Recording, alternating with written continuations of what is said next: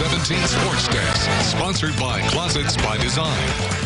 Imagine being a champion but unable to defend your title. That's what U.S. Kyokushin karate champion Christian Buffalo has had to endure. The pandemic put a halt to competition, but now, nearly 3 years later, Buffalo is back and ready to fight again.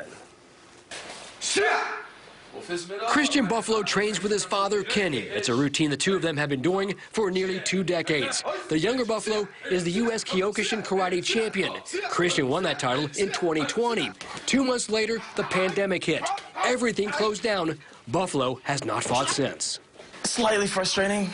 Not even so much of me being the winner, of just the fact that I couldn't keep the momentum or couldn't keep competing. While other training facilities were forced to shut down, Buffalo's routine was unaffected. At the age of 3, Buffalo began working out with his father in their dojo in the backyard.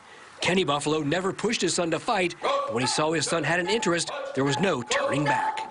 I was very hard on him, and it put a strain a little bit on our relationship sometimes, because it's hard to differentiate sometimes. You know, the lines get blurred.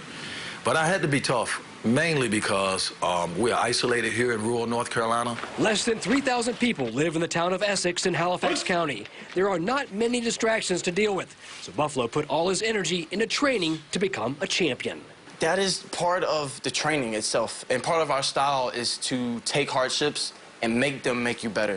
You know, so it is hard, but that's what makes me tougher for these events, because there's plenty of times in fighting where people will want to give up. You know, it's way easier to give up than to keep fighting, but you have to keep fighting. Kyokushin karate is unlike any other in martial arts. There is no weight class and no gloves. You win when your opponent is subdued. We do full contact bare knuckle knockdown, and that's very, very taxing and very damaging to the body.